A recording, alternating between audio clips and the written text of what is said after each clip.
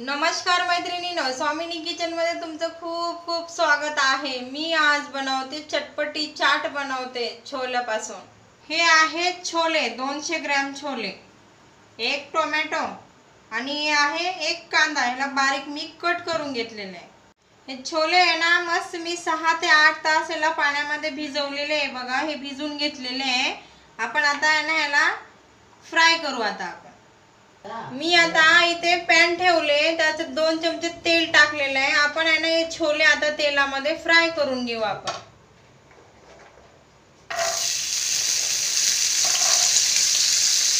बघा, आता आपण ह्याला एक कमी गॅसवर एक 10 मिनिटं आपण याला छान परतून घेऊ। कारण आपले छोले तेलामध्ये मऊ होतात आणि फ्राय होतात एकदम चांगले। हे बघा,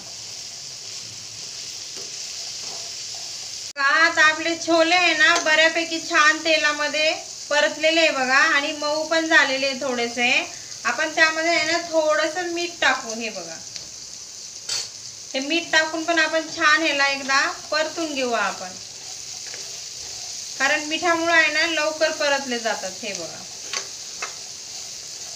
तुम्ही अशा पद्धतीने छोल्याचा चाट बनवून खा, खूप छान लागतो चवीला। आता सध्या उन्हाळा दिवस असल्यामुळे काही खाऊ पण वाटत नाही आणि झटपट होणारी रेसिपी आहे, तुम्ही नक्की करून बघा असा चाट। बघा, आता आपले छोले पूर्ण तेलामध्ये परतलेले आहे। हे बघा, अशा पद्धतीने परतलेले आहे। आता आपण ह्याला काढून घेऊ आपण आता, आणि मस्त आपण याचा आता चाट तयार करू आपण। हे बघा, मी आता हे छोले सगळे असे डब्यात काढून घेतलेले आहे। आपण ह्यामध्ये आता मसाले ऍड करू आपण। हे बघा, हे आहे लाल तिखट, हे तिखट तुमच्या आवडीनुसार टाका। आणि हे आहे चाट मसाला, हे पण तुमच्या आवडीनुसार टाका। आणि हे आपला एक कांदा जे कापून घेतलाय, आणि हे पण टोमॅटो आपण जे कट करून घेतलेले आहे। हे बघा, चवीनुसार मीठ टाकू आपण। पहिले मीठ टाकलेले, आता थोडंसं टाकू,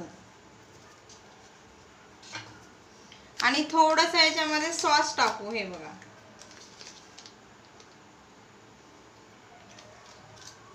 आणि थोडीशी कोथिंबीर टाकू। हे बघा, आणि थोडंसं तेल टाकू यामध्ये, अर्धा चमचा।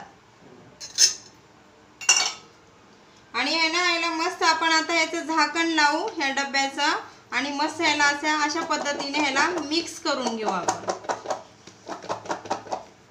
बघा, मी आता असं डब्यामध्ये पूर्ण हलवून घेतलेलं आहे, आणि बघा आपलं चाट किती छान झालेलं आहे। हे बघा,